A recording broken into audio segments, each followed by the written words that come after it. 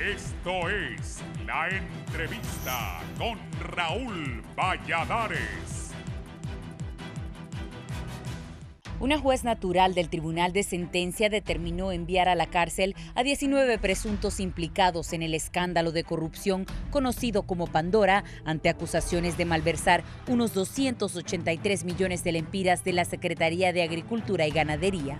La juez Lidia Álvarez Agastume, tras conocer las pesquisas iniciales del juicio, dictó detención judicial para 19 implicados en el caso Pandora que se presentaron voluntariamente. Asimismo, se detalló que la audiencia inicial se ha programado para el próximo miércoles 25 de julio a partir de las 8:30 de la mañana en el Tribunal de Sentencia. Mientras tanto, los enjuiciados deberán permanecer detenidos en un centro carcelario hasta esa fecha. Entre los procesados se incluyen a varios parlamentarios, así como exfuncionarios y particulares ligados a la administración pública, como la señora Norma Cafi Montes Chandías, Laura Arita Palma, Lenín Rodas, Félix Pacheco, José Sierra, Elden Vázquez, Carlos Pineda Fasquel, Wilson Pineda Díaz, Ramón Lara Bueso, Redin Chávez Galindo, Armando Rivera Marroquín, Hernán Siman Elvir, Arnold Castro, Franklin Toruño, Eduardo Lanza y Belkis Hernández. En este último caso, la señora Belkis Hernández recibió la medida cautelar de arresto domiciliario debido a que está en un periodo postnatal, por lo que tras esa detención y considerando que hasta al tribunal se le llevó a su hija recién nacida para amamantarla. En cuanto al exalcalde de la ciudad de Yoro, Arnaldo Urbina, quien actualmente está privado de libertad, deberá cumplir la detención judicial en el Centro Penitenciario del Progreso Yoro. Los separos donde se deberá cumplir la detención judicial se sabrá hasta que el Instituto Nacional Penitenciario haga las coordinaciones pertinentes y notifique a la Corte Suprema de Justicia para que se haga cargo de trasladar a los imputados, por mientras estos permanecen en instalaciones militares próximas a la capital. En el caso Pandora aparecen como presuntos implicados 38 funcionarios, de los que 20 se presentaron este lunes ante los tribunales de sentencia, mientras siguen vigentes las órdenes de captura para los otros 17 ciudadanos que aún no enfrentan la justicia hondureña, según las autoridades. Entre los señalados se encontraba el exsecretario de Finanzas William Chong-won, que recientemente pereció de causas naturales 4 días después de que el Ministerio Público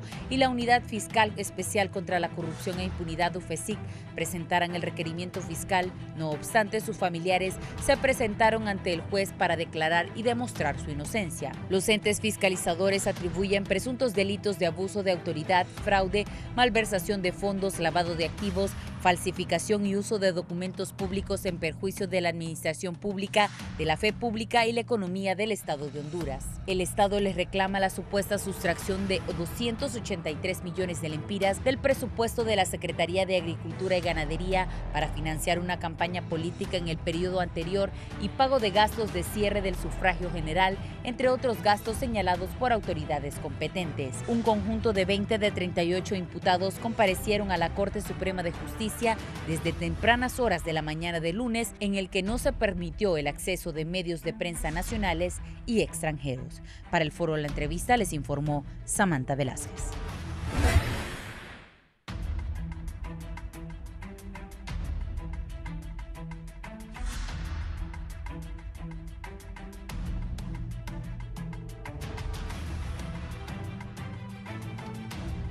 Buenos días, bienvenidos a la entrevista. Antes de iniciar la entrevista, Fabricio, si revisas ahí el chat que te envié, quiero hablar sobre un tema. Ayer, lamentablemente, un grupo de policías, no todos, pero sí unos policías que estaban con esto del paro del transporte, golpearon a un compañero camarógrafo que solo estaba haciendo su trabajo. Él, pues, Engel Padilla estaba haciendo su trabajo para Canal 11.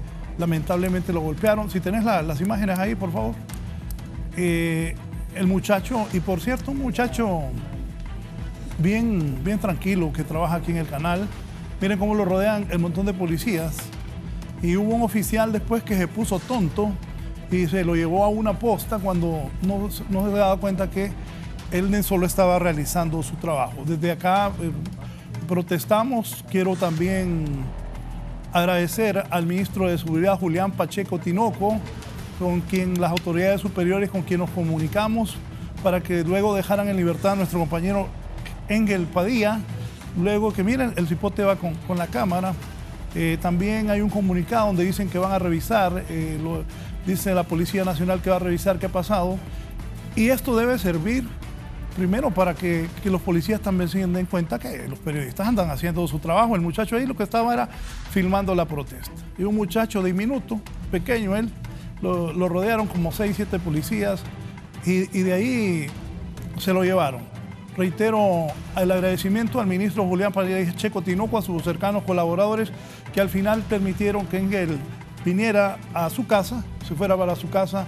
Después de eso, hablan en un comunicado que van a hacer una revisión. Con gusto nosotros les vamos a enviar todos los videos que tenemos de este error que sin duda cometieron estos policías al golpear a nuestro compañero, llevarlo detenido y también pues mantenerlo retenido hasta que el ministro que comprendió que el cipote no hacía más que su trabajo y permitieron que él se fuera. Pues con gusto vamos a darles los videos para que tengan la revisión de quiénes fueron los que participaron en esto, en especial los oficiales. Es una clara detención ilegal, me apunta aquí el abogado Marlon Duarte, pero vamos a ponerlo ahí para rápidamente. Este es el comunicado que han emitido ellos. Dice: la Secretaría de Estado en el despacho de seguridad a través de la Policía Nacional de Honduras con relación a la detención de un camarógrafo durante el desalojo de una vía pública, la opinión en general comunica: 1. La policía garantiza los derechos y libertades consignados en la Carta Magna y en los convenios internacionales en materia de libertad de expresión y el respeto y protección a la labor de todos los periodistas, comunicadores sociales y otros empleados de medios de comunicación sin distinción alguna. 2. Durante el desalojo de una de las vías tomadas por los manifestantes, se reportó un incidente entre funcionarios policiales y un camarógrafo de un canal de televisión, que es aquí el 11, quien fue detenido y puesto posteriormente en libertad. Aclaro que ahí ellos se lo llevaron porque el muchacho estaba haciendo su trabajo y gracias al ministro Julián Pacheco, hasta que lo llevaron a la posta y lo habían golpeado, lo pusieron en libertad. Agradecemos al ministro Pacheco. Rechazamos cualquier procedimiento de nuestros funcionarios en el cual se pueda transgredir los derechos humanos y la libertad de prensa. Por tal motivo, se ordena la investigación de los hechos para determinar el grado de abuso y de deducir la responsabilidad de los agentes. El alto mando policial reitera la disposición de transparencia, las acciones policiales y verificar el comportamiento correcto de sus funcionarios. Con gusto también les vamos a prestar los videos para que las personas que se equivocaron ayer, pues ahí tengan que ver qué sanción se les puede colocar y que esto no ocurra, porque el camarógrafo estaba haciendo su labor y, como dice el abogado, fue una detención ilegal. Lo voy a saludar. ¿El comunicado lo dice? El mismo comunicado dice que es una detención ilegal. Bien, voy a saludar a don Marlon Duarte, abogado penalista. Gracias por estar acá. El abogado Félix Ávila, bienvenido. Buenos días. Y el abogado Mario Díaz, coordinador de los juzgados de sentencia. Abogado, bienvenido. Buenos días. Voy a iniciar con el abogado Mario Díaz. Los titulares de los periódicos hoy: 19 presos por caso Pandora, o si los tenés ahí para que los bien. Eso es lo que destaca hoy. Tengo 3 distinguidos abogados del país. Dice el Heraldo, titular: caso Pandora, presos. Histórica decisión. Ayer 19 de los 20 implicados en el caso Pandora que respondieran ante la justicia fueron enviados al primer batallón en Mateo y a la Penitenciaría Nacional de Támara, luego de que la jueza le dictó detención judicial por el desvío de 282 millones de la Secretaría de Agricultura y Ganadería. Abogado Mario Díaz, ¿qué le podemos explicar a la población de lo que está ocurriendo con el proceso? Bueno, como el público sabe, el día de ayer pues lo que ocurrió fue la que se denomina dentro del procedimiento procesal hondureño la audiencia de declaración de imputados, pues es donde se establece la acusación formal que se le hace a una persona pues que ha sido señalada de haber cometido un acto presuntamente delictivo.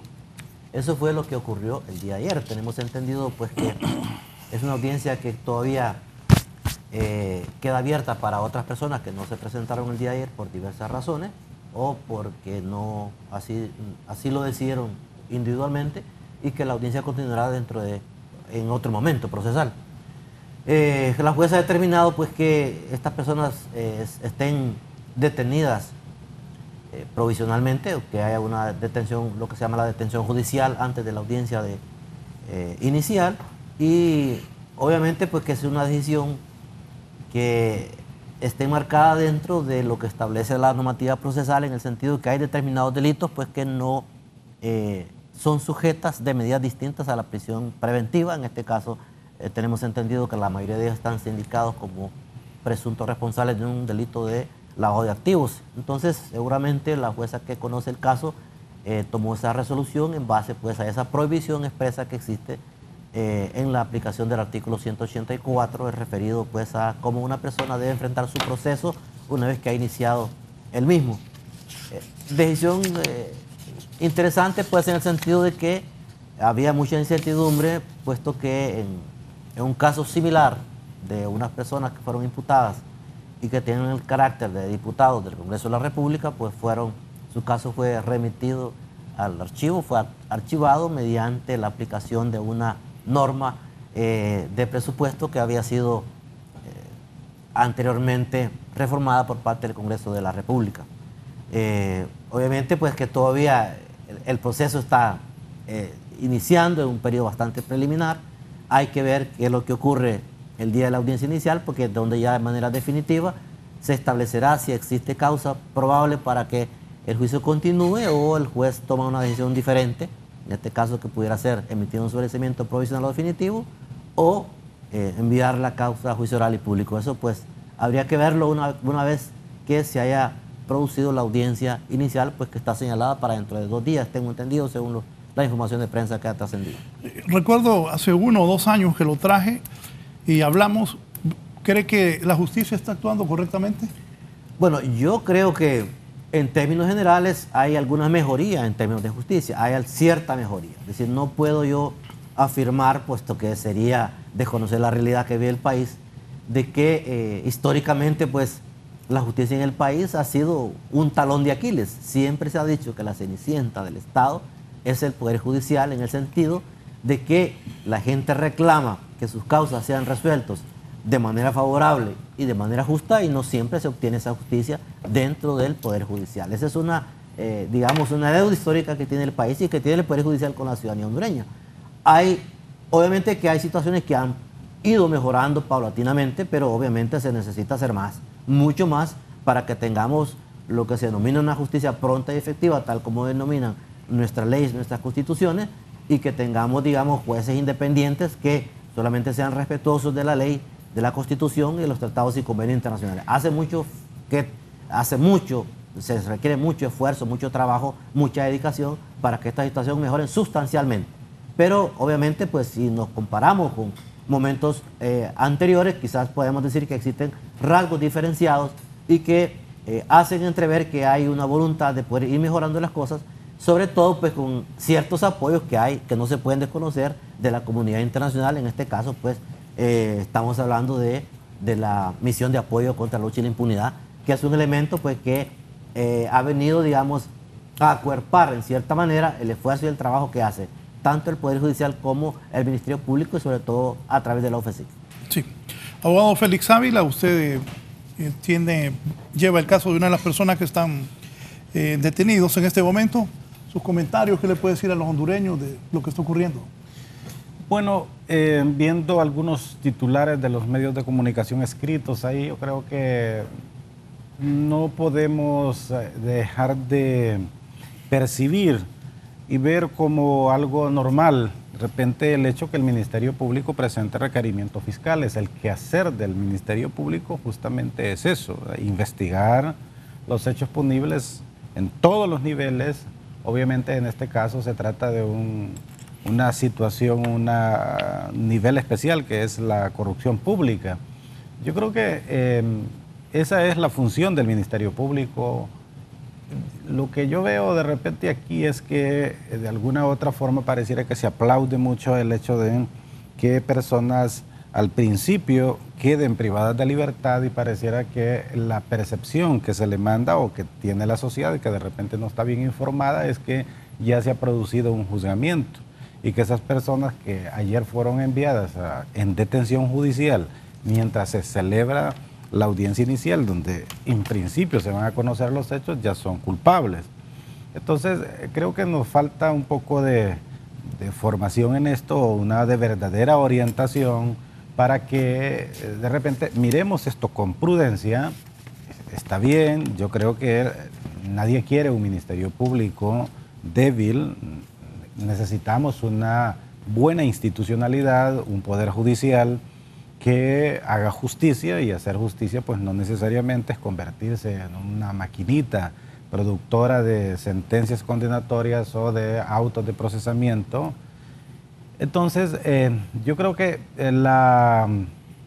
donde puede verse un poco si de repente las cosas están funcionando es si tras las audiencias iniciales ahí se logra demostrar realmente que el Ministerio Público tiene algún grado de razón en esos requerimientos. Acuérdese que un requerimiento fiscal va colmado o cargado de una serie de cuestiones de hecho, algunas veces también sobre las subjetividades mismas de los miembros del Ministerio Público que actúan dentro de esas actividades. No debemos de dejar de pensar también que dentro de estas cuestiones subjetivas también van de algún otro modo algún tipo de pasiones, ¿verdad? Ahí. Entonces, no se puede descartar el hecho que algunos de esos requerimientos pueden caer por su propio peso. El asunto está, si las personas, cualquiera que sea, no estoy hablando necesariamente de estas, de las cuales hoy se celebra de repente por estar encarceladas dentro de 3, 4, 5, 6 días tras una audiencia inicial, recobran su libertad, y no solo eso, sino que además algunos de ellos pueden salir con sobreseimientos definitivos. Entonces, ¿qué va a pasar? De repente se va a decir ahí de que lograron ese objetivo porque eran cierto tipo de personalidades y que hubo algo por ahí. La realidad es que yo pienso que se debe tener mucho cuidado en esta situación inicial, en este momento muy primitivo de los procesos penales ahí, cuando apenas se inicia, de no jugar con las libertades fundamentales de las personas, en este caso con los derechos al estado de inocencia. Mire, por ejemplo, hoy la gente celebra, mucha gente celebra, y estas personas están siendo juzgadas de una manera paralela y sin que un órgano jurisdiccional siquiera diga que hay un mínimo indicio. Entonces me parece que en general, pues aquí en nuestro país ya días, dada precisamente esa situación de necesidad de justicia, se viene abusando, quiera sea o no, de las leyes procesales. Es una política, tal vez no estatal, sino que de los últimos gobiernos, de querer, bueno, en su afán de golpear algunos sectores de la criminalidad, especialmente la criminalidad organizada, la criminalidad violenta, infringiendo de repente normas constitucionales, disponer de las libertades fundamentales de estas personas y no permitirles absolutamente ninguna posibilidad de que puedan defenderse dentro de un debido proceso en libertad y además respetándole su estado de inocencia.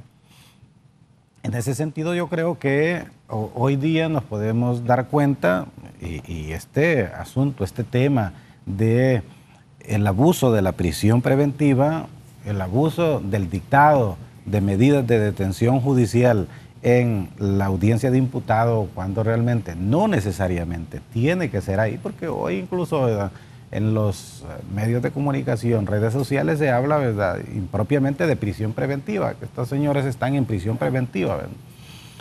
Entonces, es una detención judicial, puede ser lo mismo realmente si a la hora de la hora se está cumpliendo en un centro penitenciario, pero los requisitos y las condiciones legales y constitucionales no son los mismos para el dictado de un auto de prisión preventiva, que debe hacerse y la ley manda que sea en la audiencia inicial, y una detención judicial que puede o no puede dictarle un juez, porque sus presupuestos no necesariamente son los mismos. Acuérdese que ¿qué ve un juez de letras tras la audiencia de imputación? Por ejemplo, como lo que ocurrió ayer, lo que ve es un legajo de papeles, hechos presentados por el Ministerio Público, de únicamente la visión del Ministerio Público. Ni siquiera se produce ahí en esa audiencia un mini debate sobre esos hechos, no hay una contradicción ahí, y lo que hay simple y sencillamente cuando se dicta un auto de detención judicial es la prolongación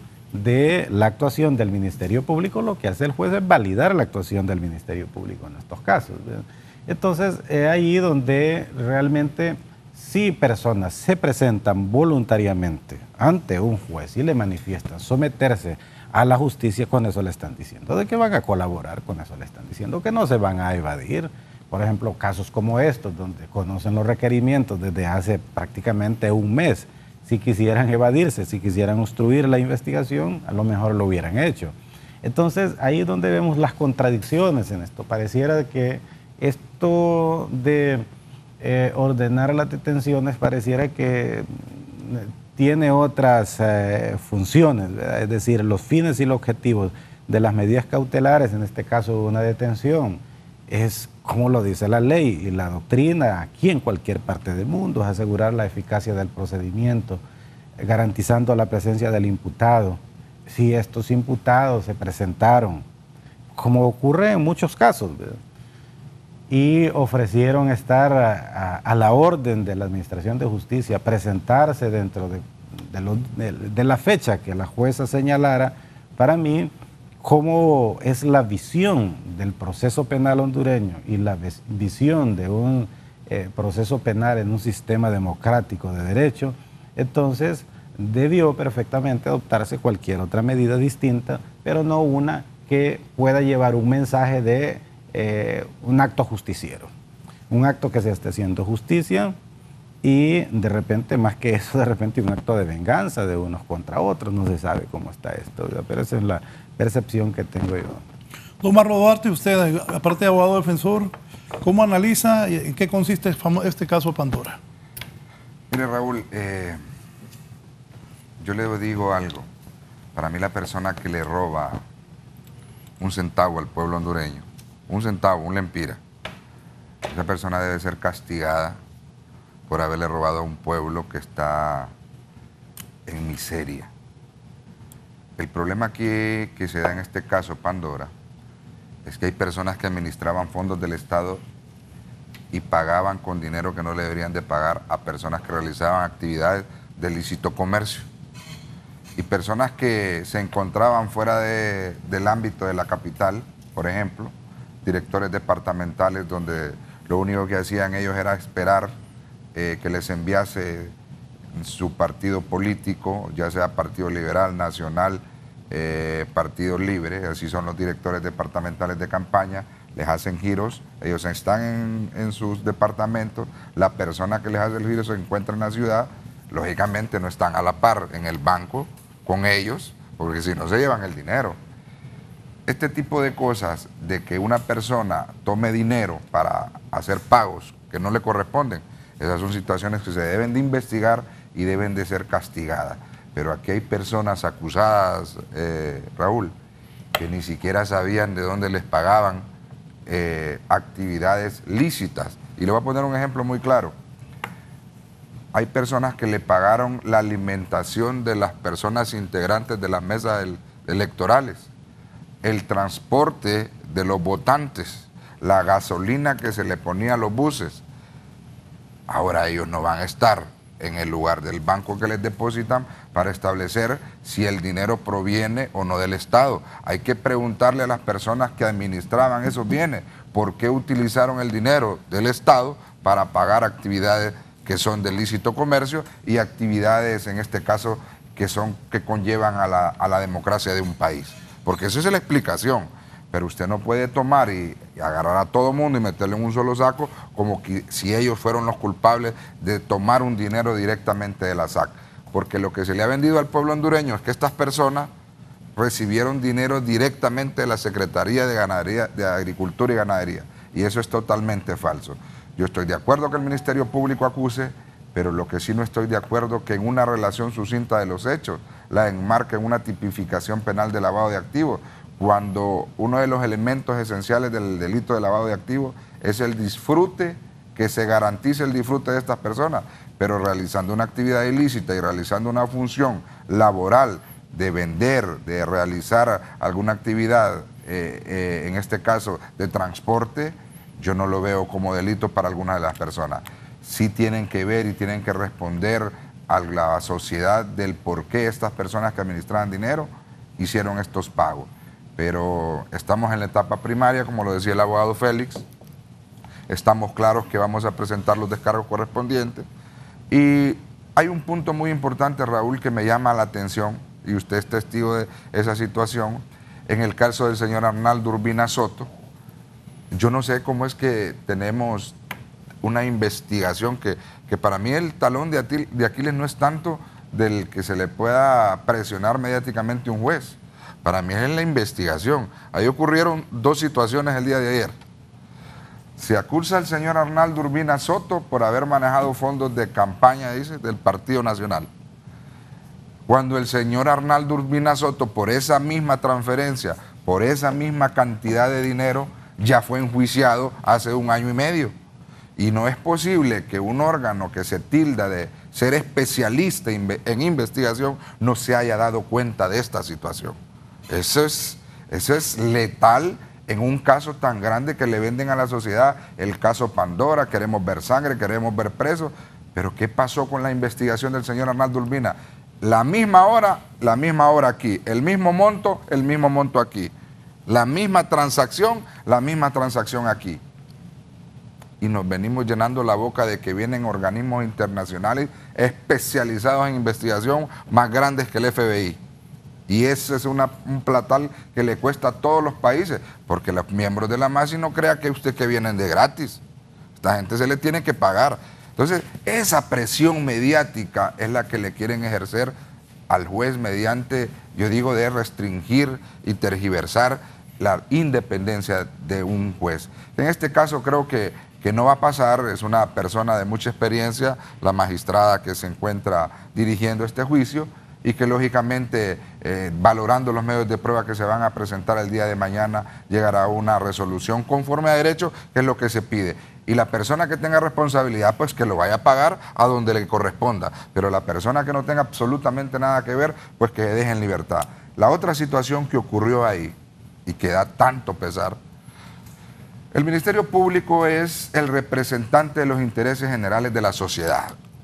En esa representación de los intereses generales de la sociedad están los menores, los niños.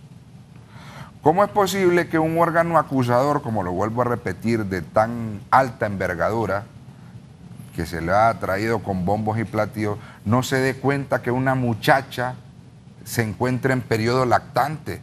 ¡Qué vergonzoso! Y yo le digo a las autoridades del Ministerio Público, a la Fiscalía de la Niñez: una criatura de 40 días pasó presa la noche en los juzgados de letras de lo penal. Pueden decirme a mí, no, pero es que en la penitenciaría de mujeres ahí hay niños. Pero las celdas del juzgado de letras son inapropiadas para que cualquier ser humano pueda pasar más de 24 horas por insalubre. La vulnerancia que tiene un menor de edad, Raúl. O sea, pasar un niño en plena audiencia para que su mamá le dé de amamantar, y el fiscal pidiendo una senda orden de captura y que fuere capturada con todo y menor. Óigame, eso es una situación, es una barbarie cometida por un órgano fiscalizador que supuestamente ha investigado un caso. Entonces, estas situaciones están pasando. Yo quería ponerlas en conocimiento público porque son los únicos canales que tenemos. Y no es que queremos venir a ventilar en un programa de esto actividades jurisdiccionales, simplemente y sencillamente ponerle en conocimiento al pueblo hondureño de que existen arbitrariedades que se cometen en el nombre de la ley, Raúl. Como coordinador de los juzgados de sentencia, abogado Mario Díaz, ¿qué piensa de este caso que está exponiendo esta mañana el abogado Duarte? Bueno, lo que plantea el abogado Marlon, pues sí es una situación pues, que debió haberse previsto adecuadamente.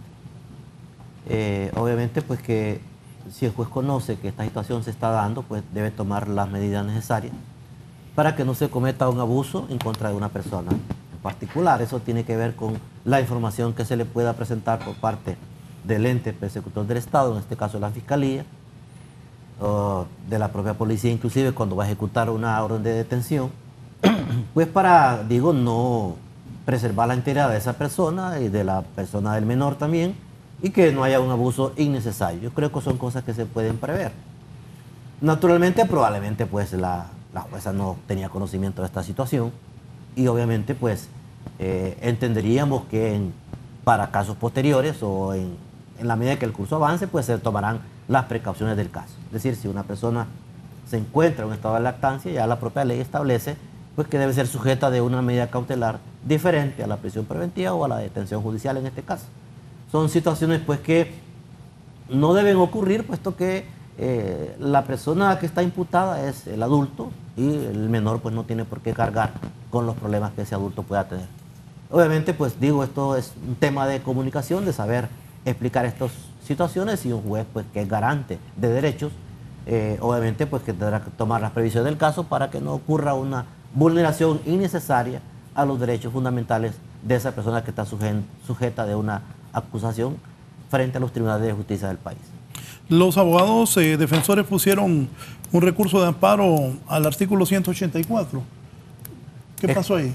Bueno, mire, ha ocurrido varias cosas con el tema del 184. Yo creo que no es un secreto que nosotros como Asociación de Jueces por la Democracia en el año 2014 interpusimos un recurso de inconstitucionalidad contra el artículo 184, que básicamente este artículo establece la prohibición para el juez de que se apliquen medidas diferentes a la prisión preventiva en determinados casos concretos.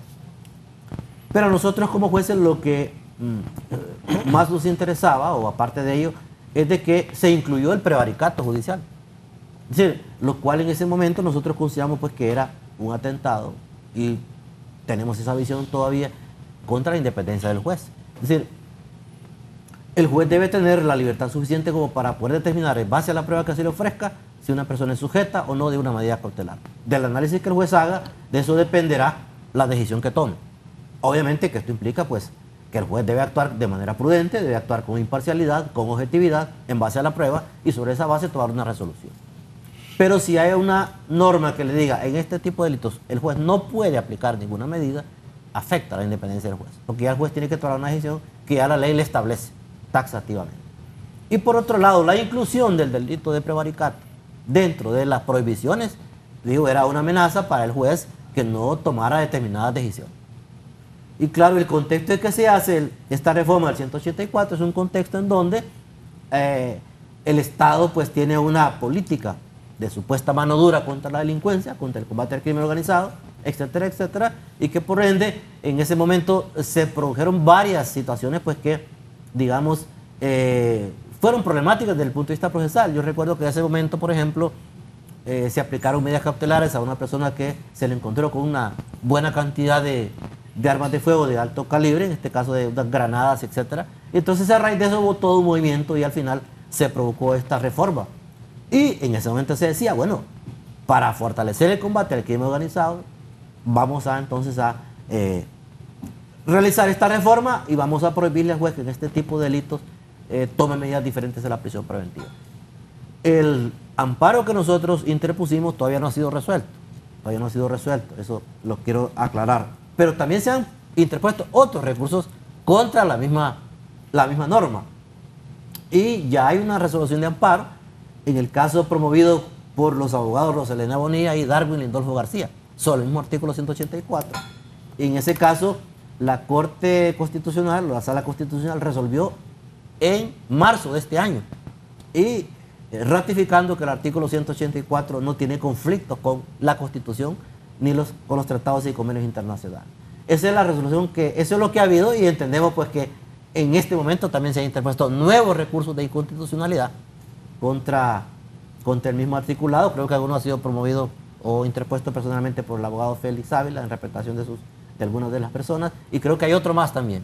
Entonces, obviamente, pues que el cuestionamiento al artículo en referencia es pues que, en el caso nuestro, el hecho de que afecta a la independencia judicial, porque limita la posibilidad de que el juez valore la prueba, concretamente. Por otro lado, porque al incluir el delito de prevaricato le está diciendo al juez, tenés que actuar de esta forma, y si no, podés correr la misma suerte, podés ser detenido sin ningún tipo de medida. Entonces eso afecta a la independencia del juez, amedrenta, crea incertidumbre en el juez, le mete miedo al momento de tomar una resolución. Y por otro lado, pues que obviamente que hay un conflicto constitucional, ¿verdad? Porque la Constitución establece pues que la norma debe ser que la persona se defienda en libertad. De repente, en este momento lo que ocurre es el contexto en que se interpone el recurso, ¿verdad? Es decir, en aquel momento cuando se trató de personas presuntamente vinculadas al crimen organizado, pues nadie dijo nada, ¿verdad?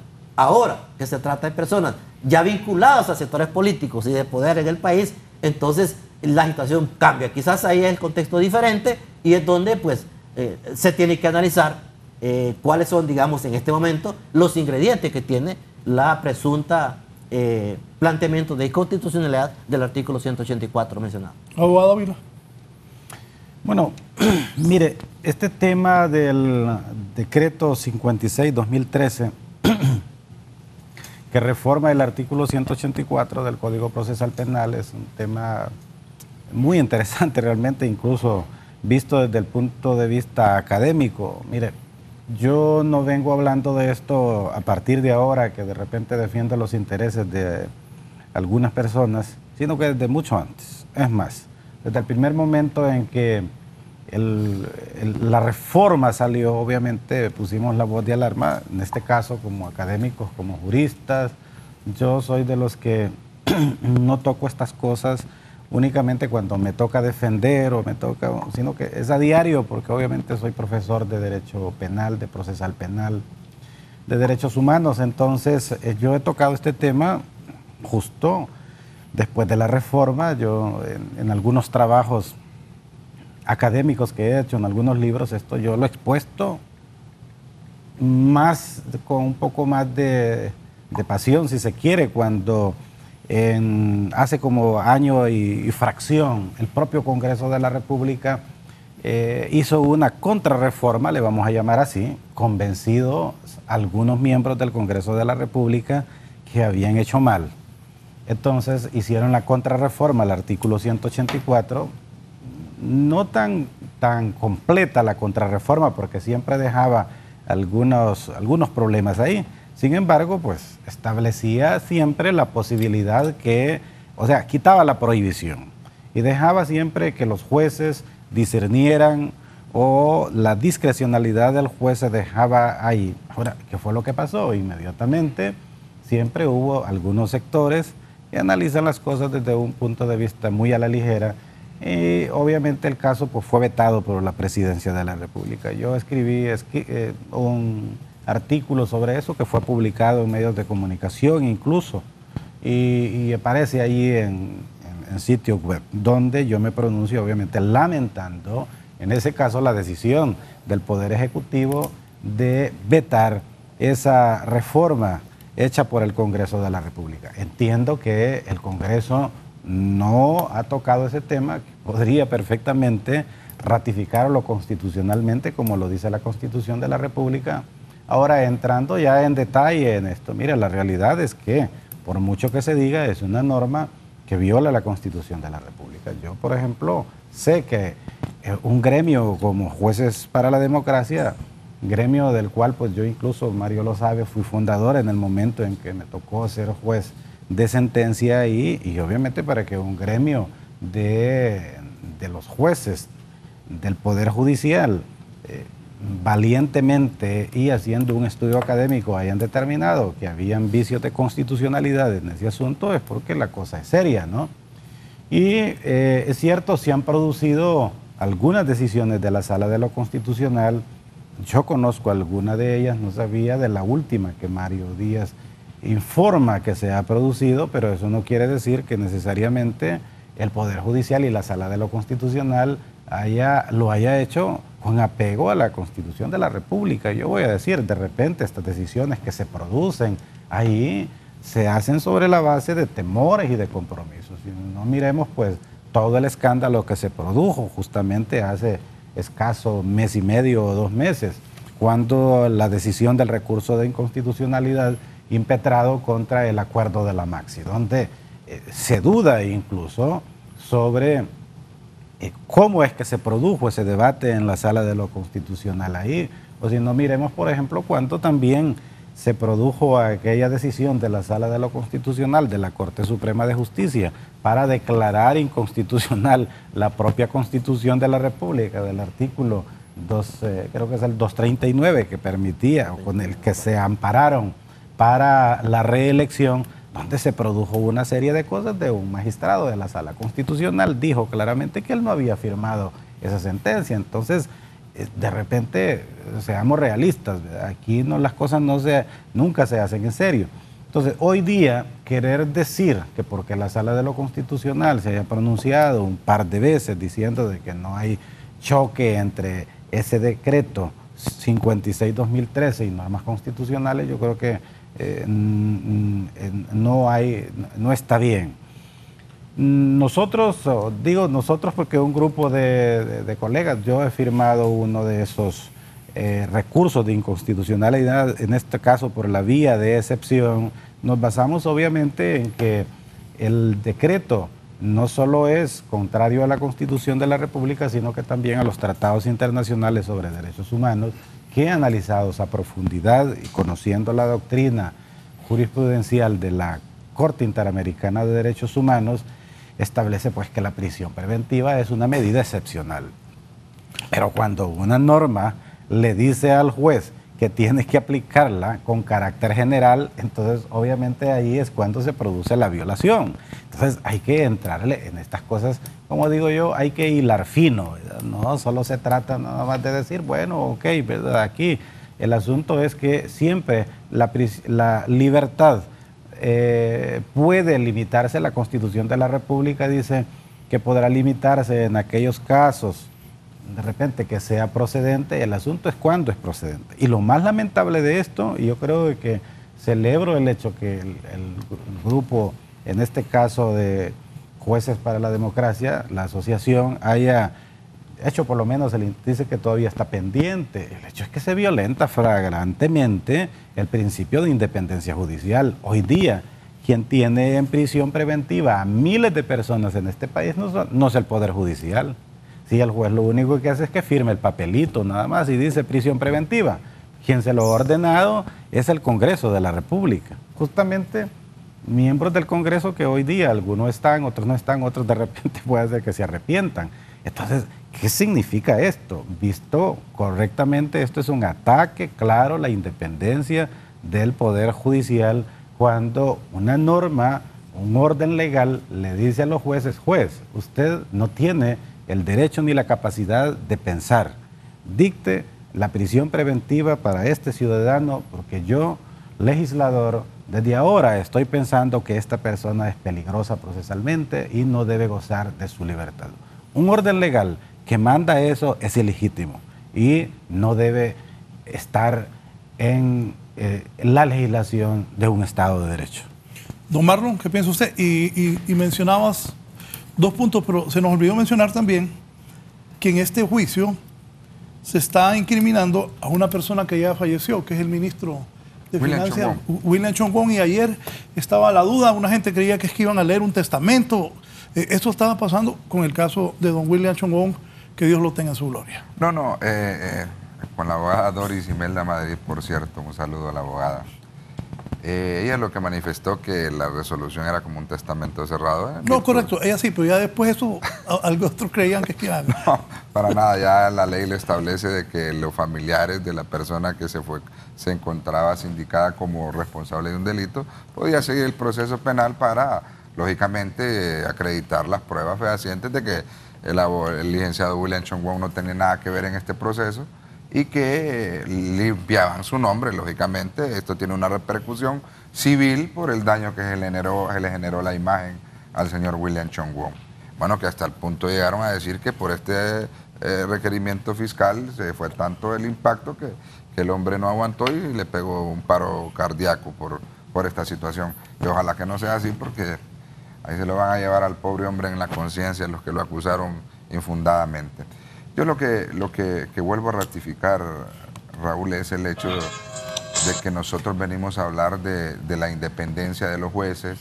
Organismos internacionales también vienen a decir que el Poder Judicial tiene que ser independiente, cuando salen con sendos Twitter diciendo esperamos que el juez resuelva de esta manera. Entonces, o sea, predicamos con otra situación que no es lo que nosotros hacemos materialmente. En el caso Pandora, el ejemplo para que la gente nos entienda, lo que pasó es lo siguiente: es como que usted administre Canal 11 y que el dinero que usted le dé para que le paguen el agua, luz, teléfono, su administrador, uno de sus subalternos, venga y pague el agua de su casa con el dinero de Canal 11, que venga y pague los servicios de la educación de su casa. Entonces, la destinación del dinero no fue para eso. Pero dígame usted una cosa, Raúl, ¿qué culpa tiene la señora que le recibió el pago de cuidar sus hijos? O la realización del pago de la electricidad, ¿qué culpa tiene la ENE? La ENE recauda el dinero. Entonces, estas cosas hay que hablarlas para que el pueblo entienda. Aquí lo que en realidad pasó es que el dinero utilizado para realizar actividades políticas de varios partidos fue tomado del dinero del Estado. Y eso no podemos tapar el sol con el dedo. Habría que ver el grado de responsabilidad de cada quien. Esto es inédito en Honduras, ¿no? Sí, es que nosotros no podemos tapar el sol con un dedo, Raúl. Y la situación es clara. En el caso de mi cliente efectivamente vendió y a mi cliente le pagaron. Pero mi cliente no les vendió droga, no les vendió armas, les vendió cosas específicas del comercio de los hombres, de lícito comercio, pagó sus impuestos. Hay un principio que bien lo conoce el abogado Félix y el abogado Díaz, que es el principio de revelación suficiente en materia de lavado de activos. Ningún lavador de dinero, por ejemplo, en descargo del abogado, del ingeniero Elvin Santos, va a tomar un dinero que sabe que viene de una actividad ilícita y lo va a depositar en una cuenta. Yo creo que sería el lavador más ingenuo del mundo, igual que en mi caso, y todavía usted le paga los impuestos. El principio de revelación suficiente va a favor del imputado en virtud que él no trata de ocultar como lo dice el tipo penal. Entonces, en la audiencia inicial, yo pienso que la mayoría de las personas están en esa situación y le voy a decir por qué, Raúl. El abogado Félix está en la defensa, hay unos buenos profesionales del derecho. Creo que llegamos a un análisis profundo del cuadro fáctico que narra el requerimiento fiscal y nosotros llegamos a la conclusión que sí tenemos nosotros cómo probarle al pueblo hondureño, porque ahora hay que probarle también al pueblo hondureño, a la opinión pública, porque también hay que hacerlo, porque si no quedamos mal van a decir que nosotros hicimos una triquiñuela. Hay gente que viene a hablar que dice que los abogados que van al foro hablan de leguleyada y el que lo está diciendo es un doctor. O sea, el que puede decir que es una leguleyada es alguien que es un experto en materia legal. Pero lo que sí estamos seguros que vamos a ser públicos y abiertos nosotros y determinarle y decirle al pueblo y también al juez, que es lo más importante, de qué manera probamos la inocencia de nuestro representado. Y si nosotros, y en el caso de los que presentaron de manera voluntaria, sometiéndose al proceso, como lo dice el abogado Félix, no tuvieran ninguna duda que ellos son inocentes, no lo hacen, Raúl. Dígame usted, ¿cómo usted se va a arriesgar sabiendo que usted es culpable a que le pongan una pena de 15 a 20 años y que le vayan a quitar todos sus bienes? Usted mejor se va del país. ¿Por qué? Porque hubiera estar 15 años preso. Pero si usted tiene todos los elementos necesarios de prueba, usted lo hace, los presenta, los acredita, medios de prueba indubitados, donde indudablemente le quedará la certeza, porque eso es lo que se genera al juez, de que la persona no ha participado en la comisión del delito de lavado de activos. Y es más, la relación sucinta de esos hechos, como lo decíamos nosotros ayer en audiencia con el abogado Félix, la relación sucinta de los hechos no se tipifica en el delito de lavado de activos. Es como a un juez vengan y le presenten un requerimiento fiscal por homicidio, pero la relación que le narran en los hechos, en el nivel del requerimiento fiscal, sea de una violación. ¿En qué momento el juez va a venir y va a decir que lo va a admitir? Si para mí eso es lo más importante. ¿Por qué? Porque esa relación sucinta de los hechos se tiene que enmarcar en una tipificación penal. Lo que están haciendo en Honduras es que están tipificando ese delito de cualquier funcionario en lavado de activos con el objeto que eso no se le puedan otorgar medidas cautelares, aun y cuando no se pueda tipificar, porque a usted lo acusan de lavado de activos y malversación de caudales públicos. Usted ya no, aquí ya no existe el delito de enriquecimiento ilícito.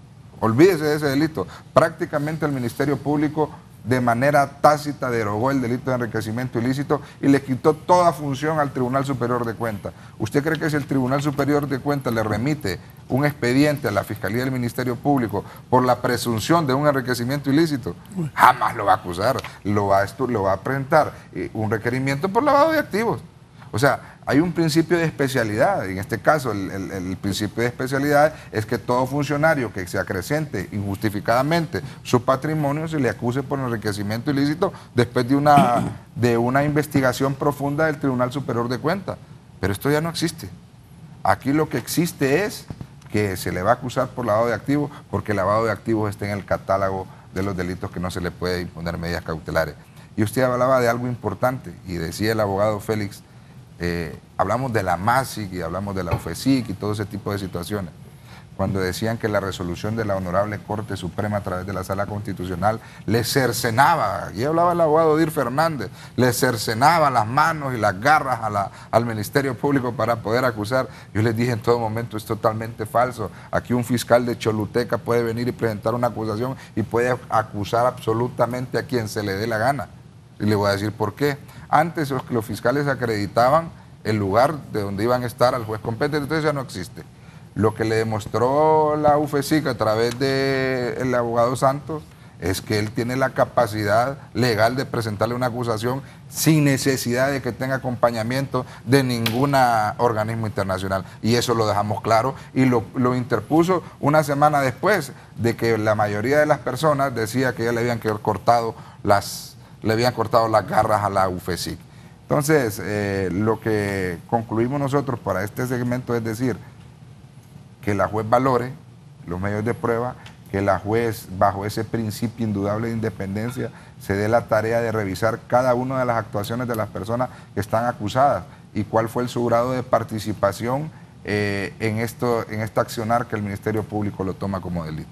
Bien, voy a hacer una pausa y un momento continúo con mis invitados de esta mañana hablando sobre el caso Pandora. ¿Cuánto tiempo podría durar este juicio? ¿Qué mensajes está enviando a la clase política hondureña?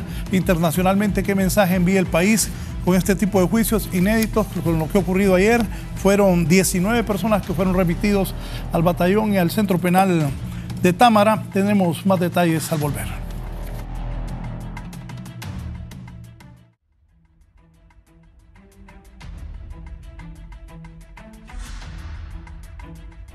Bien, continuamos. Me decía aquí don Alfredo Ventura, a quien saludamos, televidente del programa.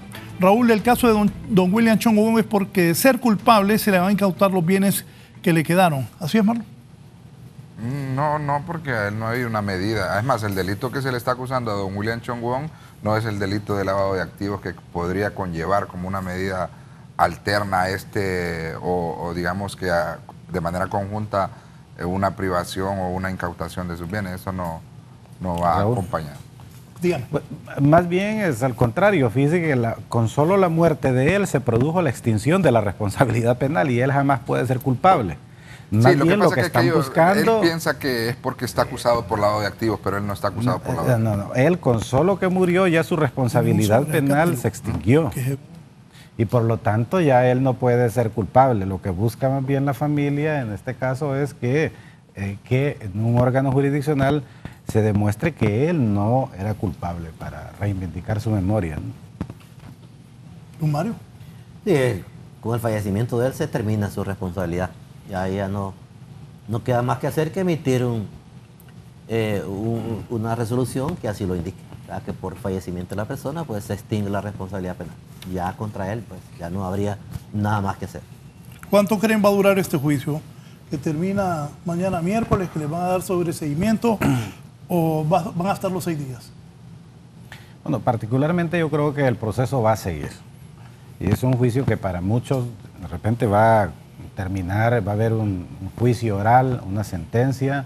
No sabemos cómo va a ser para muchos, pero para muchos de los sindicados ahí obviamente tienen muchos problemas.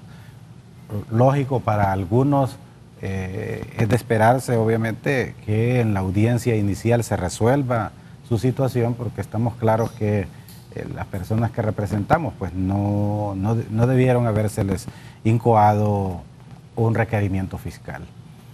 Ahora, no lo sabemos, que aún teniendo la razón, esto puede prolongarse, podría ser. Yo creo que preparados estamos precisamente para recibir, aún con la confianza, que lo que debería producirse en esa audiencia inicial es un sobreseimiento, podría ser, y uno debe estar preparado también para que se dé un auto de formal procesamiento, lo cual sí lo lamentaríamos.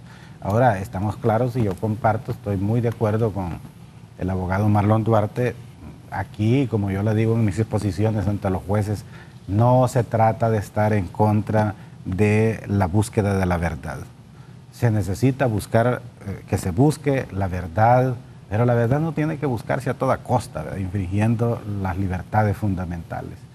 Está más allá de toda duda razonable que el Estado tiene el deber, es más, tiene la obligación de combatir todos aquellos hechos que atentan contra el pueblo hondureño, contra las libertades públicas, la criminalidad en todos los sentidos, pero no es admisible de ninguna manera que esa tarea del Estado la lleve al límite, es decir, que lo haga infringiendo toda norma. Entonces, lógico, estamos en contra del crimen organizado, de la criminalidad, en este caso especial, como la corrupción pública. Nadie puede alegrarse de eso, como bien lo dijo Marlon. No puede ser, ¿verdad?, que el dinero nuestro tenga que parar en manos de otros indebidamente y que se creen esas riquezas indebidas.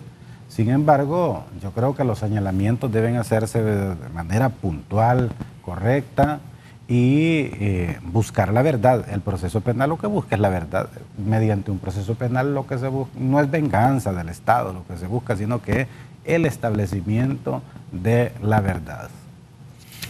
El mensaje que se envía a la clase política, al país entero, a la comunidad internacional. Bueno, me parece que es importantísimo. Es importantísimo en el sentido de que históricamente las personas de poder en el país, la justicia no les tocaba. Eso es claro. Los niveles de impunidad han sido altísimos en el país. Bueno, son altos todavía, son altísimos, pero en materia, por ejemplo, de delitos de corrupción o en materia de personajes encumbrados de la política o de la economía del país, la impunidad era a niveles increíblemente altos. Es decir, ningún personaje público acá de algún tipo de poder político, económico o de otra naturaleza podía ser sometido a un procedimiento, porque los mecanismos que tienen para evadir la ley y la justicia han sido innumerables. De hecho, por eso es que hay tanto resquemor, por eso es que hay tanta reacción, digamos, de esos sectores que se han sentido históricamente intocables. Esa es una realidad que no se puede negar. Entonces, eso obviamente ha cambiado en el país en los últimos tiempos. Es una situación que hay que aplaudirla, que hay que mejorarla, porque ninguna persona que use fondos públicos debe utilizarlos para su propio beneficio. La corrupción debe ser combatida a todos los niveles. Todo funcionario que use fondos públicos tiene la obligación de liquidar, explicar cómo gastó ese dinero, y si lo gastó indebidamente debe responder por eso. Y creo que con este tipo de procedimientos se va a lograr que tengamos una clase política más responsable, una clase política más honorable, una clase política que se interese por los problemas del país y no lleguen a la política como un mecanismo de resolver sus problemas de carácter personal, de carácter de grupo, o de establecer privilegios para algún tipo de personas en el país, en detrimento de los intereses de la ciudadanía, que requiere más educación, que requiere más salud y que requiere un tratamiento más justo en todos los niveles de la sociedad. Este es un caso bien complejo, porque entiendo yo que el dinero lo mandaron a los partidos políticos y los partidos políticos lo mandaron a diputados, a candidatos a alcaldes. No, es que la situación no es así, y eso que quede bien claro. Hay una organización que manejó fondos, que esa es la que tiene que responder de por qué realizó este tipo de gestión. Y la SAC le da a esta organización. Esta organización tiene que responderle al Ministerio Público, al juez competente y lógicamente al pueblo hondureño de por qué manejó esos fondos de esa manera. Ahora, como le vuelvo a repetir, Raúl, la persona que le hicieron ese pago o le hicieron los pagos para realizar actividades estrictamente políticas, que en el día que le llaman los políticos, que es el día de las elecciones, lo que hacen es una labor que lo han hecho durante todo el sistema democrático que ha tenido el país. Y esa es una práctica que no es ilegal, como lo vuelvo a repetir. En el caso de Hernando Urbina Soto, esta práctica la vio por muy bien hecha el Tribunal de Sentencia y hasta el Ministerio Público. Y yo tengo las grabaciones, yo tengo el informe por parte del Ministerio Público, donde decía que esta acción realizada por el señor Hernando Urbina Soto es una situación estrictamente política y que fue muy bien hecha. Lo extraño es que ahora a estos directores departamentales de campaña, los meten en este requerimiento fiscal sin haberse asegurado que el Ministerio Público, porque es el mismo Ministerio Público, lo señala como una acción delictiva. Acordémonos que el delito de lavado de activos, propiamente dicho, se comete de manera dolosa. Aquí no estamos diciendo de que tenga un poco de culpa, que no hay. Hay una intención de cometer el delito y eso se llama dolo.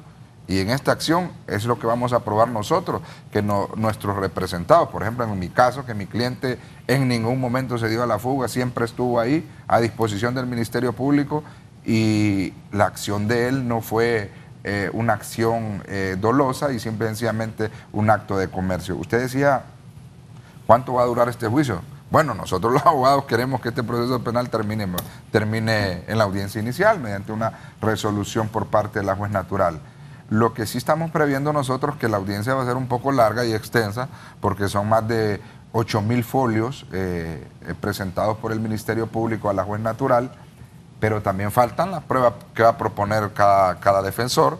Imagínese usted tanta prueba que tendrá que analizar y la juez pienso que se tomará su tiempo y pienso también que no se va a abarcar en un día terminar esa audiencia inicial. Si solo la audiencia de declaración de imputados se llevó hasta horas de la noche y a cada defensa tiene su estrategia, tiene su documentación para presentar, tiene su prueba testifical que proporcionarle o que presentarle al juez natural y que lógicamente creo que nos va a llegar hasta el sábado, posiblemente hasta en horas de la madrugada o en las horas de la noche del domingo. Esperamos que, como lo vuelvo a repetir, la juez tenga la total independencia y el análisis correcto de establecer y determinar mediante una resolución que si hay alguna persona que se le pueda sindicar mediante un indicio racional, pues que se le caiga todo el peso de la ley de acuerdo a lo que establece nuestra norma jurídica y de acuerdo a la tipificación legal correcta, que en todo ese proceso por ningún lado existe lavado de activos.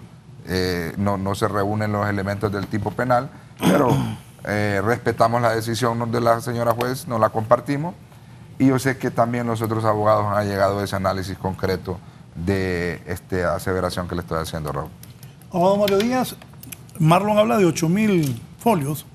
¿Está preparado la corte, los asistentes de la juez para desarrollar todo esto? Porque es inédito aquí en Honduras esto que está pasando. Mire, es un juicio importante, ¿verdad? Los juicios en sus inicios son de aprendizaje, ¿verdad? Es decir, los que ya, por ejemplo, tenemos algún tiempo de estar en los tribunales, no estamos en este momento como cuando iniciamos, ¿verdad? Que estábamos aprendiendo a conducir un juicio oral. En el caso de los magistrados de la Suprema, pues con todo respeto, muchos de ellos pues no han sido jueces de instancia, muchos de ellos, y naturalmente pues que para ellos también es un nuevo campo en el cual pues tendrán que experimentar y tendrán que ir viendo cada una de las incidencias del juicio. Es decir, curiosamente pues el juicio se está desarrollando en una de las salas del Tribunal de Sentencia, espacios pues que son manejados únicamente por los jueces que trabajamos en ese lugar. Ellos se tienen que familiarizar hasta con los espacios, ¿verdad? Eso es parte del conocimiento. Familiarizarse con la propia audiencia, que no es, digamos, de trámite consuetudinario dentro de la Corte Suprema, y por lo tanto, pues, obviamente que al principio habrán algún tipo de incertidumbre, algún tipo de, digamos, de pequeños obstáculos en el camino.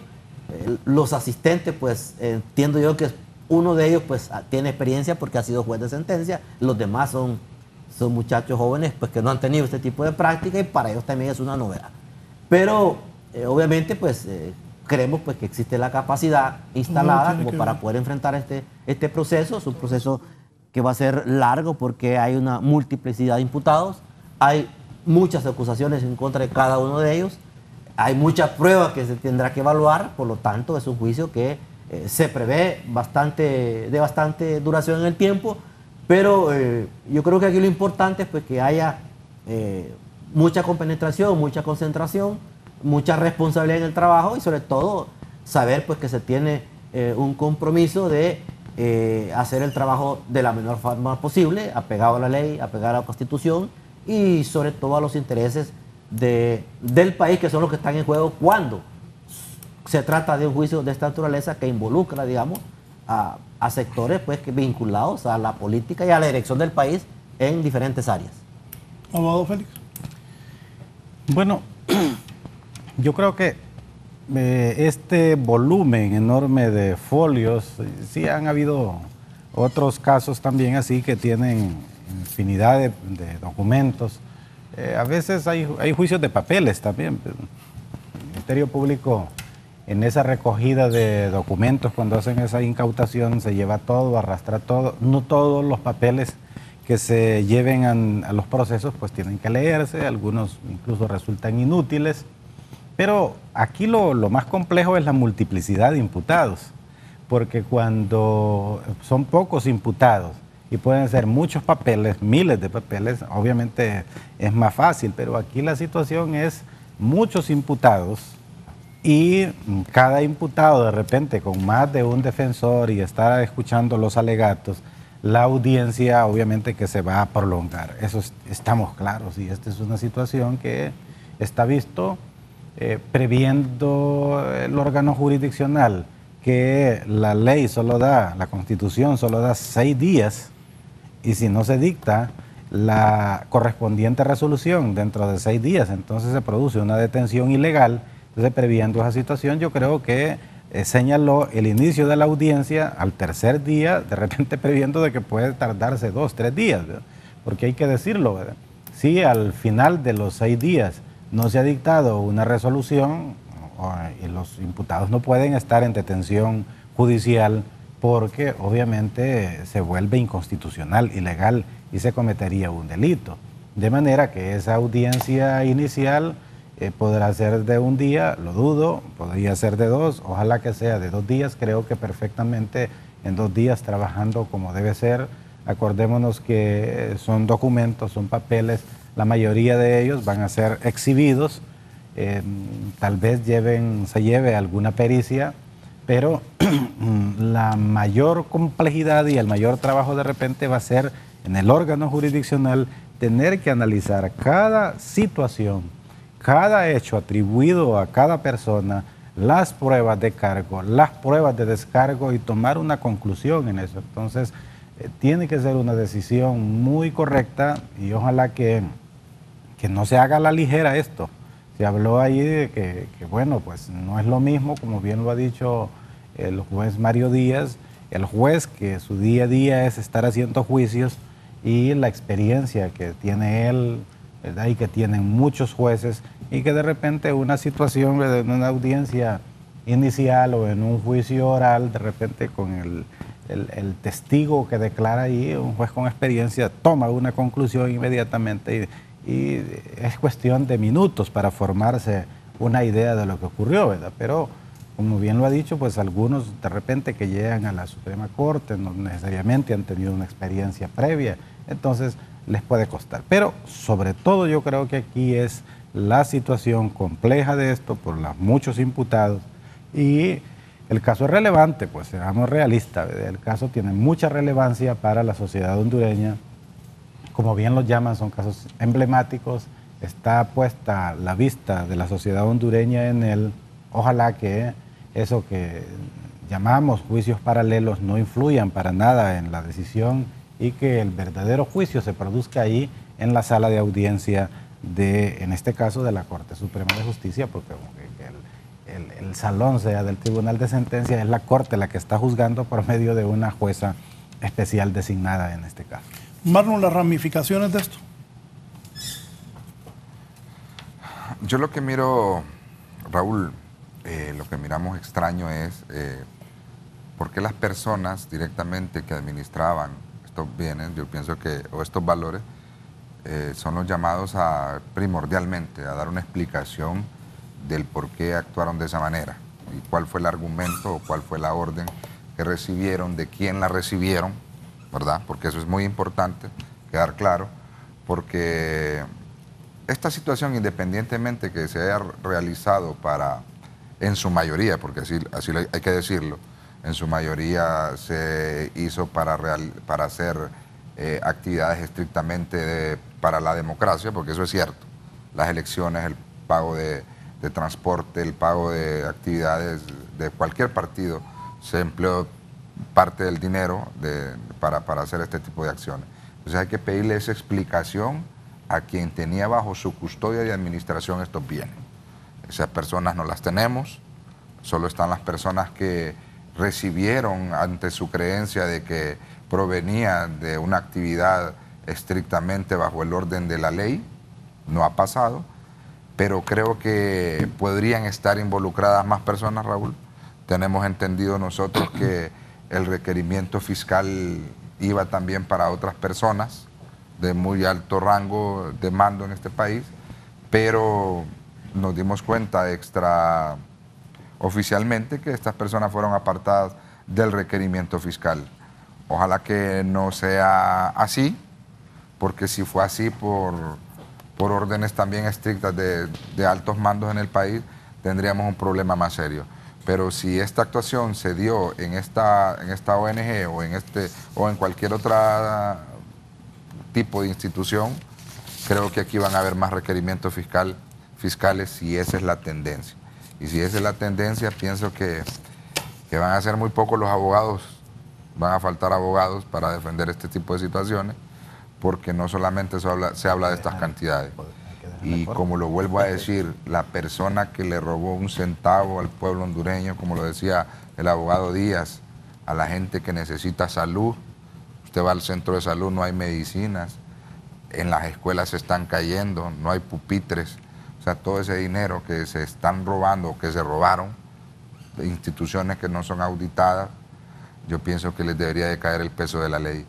Y yo siempre lo he dicho, Raúl, y lo he dicho en todos los foros, le hace más daño una persona que le roba 1 millón de lempiras que un narcotraficante que le lleva 1 kilo de cocaína a los Estados Unidos. Y eso es letal en un país tan pobre como el que tenemos en Honduras.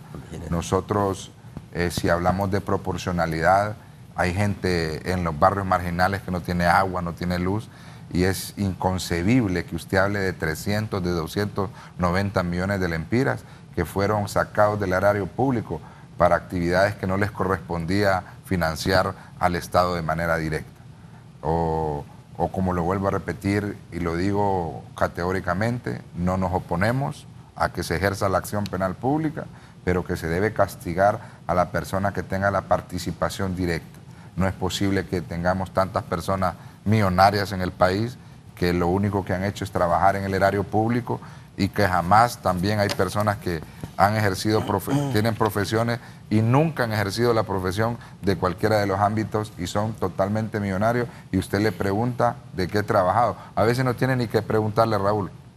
Desde que yo estoy chiquito y desde hace años dejé de estar pequeño, pero desde hace años los miro en el erario público trabajando con el gobierno y son millonarios.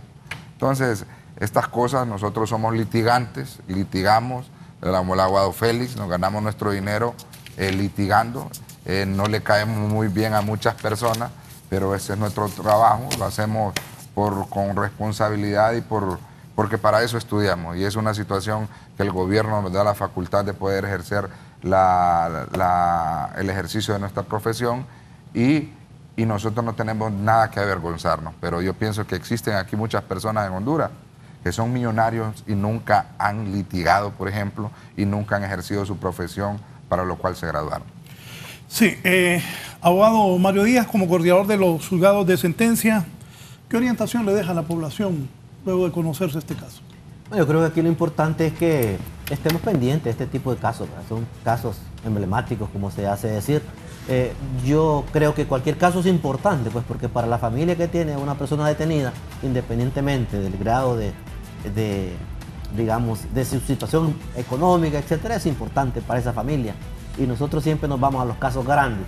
Pero obviamente que un caso como el que se está conociendo en este momento es importantísimo porque va a definir muchas cosas a nivel de la lucha contra la corrupción en el país. Y es importante que la población esté pendiente, que los organismos de sociedad civil que están pendientes de estos casos, los grupos de derechos humanos, etcétera, las asociaciones de toda naturaleza, pues deben estar pendientes porque son casos que atañen directamente al país en el sentido que se trata de cuestionamientos a cómo se han venido utilizando recursos del Estado que deben ser, digamos, utilizados en situaciones que beneficien a la ciudadanía en general y no a grupos en particular. Y por ende, pues creo que es importante estar pendientes, que se respete los derechos fundamentales de las personas, que se respete el debido proceso, que no haya privilegios para nadie y sobre todo que haya transparencia en las actuaciones de los funcionarios judiciales. Y de la ciudadanía, pues que esté pendiente, que esté beligerante y que tenga el dedo puesto sobre la llaga.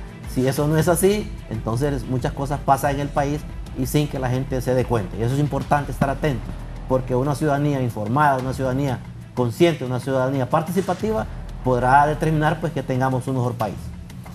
Gracias al abogado Mario Díaz, él es coordinador de los juzgados de sentencia del país. Abogado Félix Ávila, sus conclusiones para el pueblo. Bueno, mire, este caso, como otros que se han dado también, tienen mucho que ver con la cuestión política. Esto toca a la clase política definitivamente. Bueno, de hecho, el fondo es político. Exacto, y esto de repente es lo peligroso. Mire, muchas veces se ha hablado de estos fenómenos y es la politización de la justicia, que no debe ser. Pero el problema también es que está el fenómeno de la judicialización de la política. Es cuando dentro de la política las cuestiones también se dilucidan dentro de la justicia. La judicialización de la política es un fenómeno también y tiende realmente a penetrar dentro de los partidos políticos y en alguna manera, ¿verdad?, tratar de destruir algunos partidos políticos. Y yo creo que hay muchas cosas que están pasando en este momento. Obviamente los partidos políticos son clave e importante para la democracia. La democracia no se puede sustentar definitivamente si no es con partidos políticos fuertes, importantes, partidos fortalecidos, pero pareciera, quiera sea o no, que de algún tiempo para acá se está buscando de alguna u otra manera de debilitar, ¿verdad?, estas instituciones políticas centenarias especialmente, y están apareciendo nuevos partidos políticos, pero también no se ve que esos nuevos partidos políticos sean la solución para este país.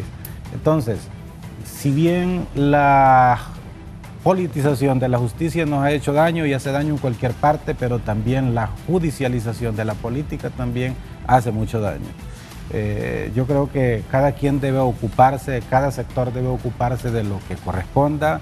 En este caso, el Poder Judicial, el Ministerio Público haciendo su labor de investigar y de acusar, y el Poder Judicial ocuparse estrictamente de juzgar, de buscar la verdad en todos los casos, y eso pues nos mantendrá en un Estado de Derecho en nuestro país. Gracias, abogado Félix Ávila, por haber comparecido esta mañana. Cerramos con don Marlon Duarte y sus consideraciones. Bueno, igual como dice el abogado Félix, también debemos de apartar los políticos de hacer reformas a los códigos, en este caso a los códigos penales de aplicación general, en momentos políticos por generar adeptos. Usted se acuerda que esa reforma del artículo 184 fue en un año político y fue para generar un caudal de votaciones. Yo pienso que eso no debe existir. Deberían de hacer las reformas en cuanto a artículos de aplicación general en materia penal de acuerdo a la situación social de un país. Y eso no debe seguir, no debe estar pasando, aun y cuando seguimos sosteniendo que es inconstitucional esa reforma. Ojalá que lo reformen después de este caso, para que no diga el pueblo hondureño, para que no se diga mediáticamente. Esto tiene que traer una reflexión. Sí, claramente, porque independientemente de que se haya acusado a estas personas, se tiene que reformar, Raúl. Ese artículo 184, esa ley de privación de dominio y esa ley de lavado de activos se tiene que reformar, porque son leyes mercenarias. Y se lo digo así, son mercenarias, porque cuando usted viene y aparta del dominio de bienes a personas sin tener ni siquiera una investigación, es una ley mercenaria.